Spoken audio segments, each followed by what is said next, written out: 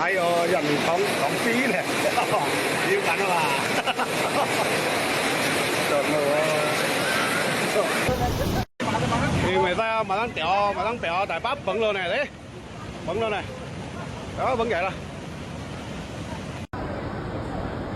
飛咧，要緊啊嘛，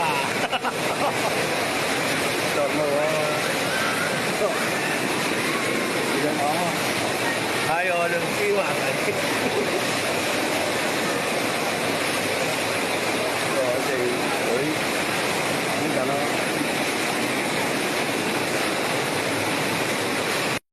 百年一遇啊，秦塘街啊，你看，秦塘街山洪冲下来了，小车都走了，哦，麻烦了，撞到人家家了，哎，哦，完了，撞到人家家了，哦，流啊，奶流啊，这有人屙呀，到洪务人家里去了，我哋扯，咪響得了，得水源得了。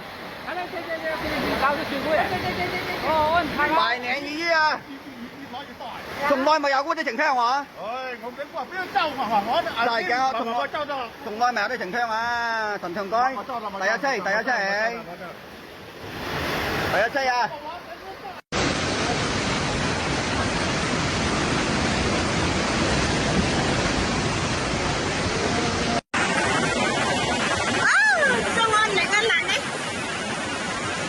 ！Cái cổ lên vai của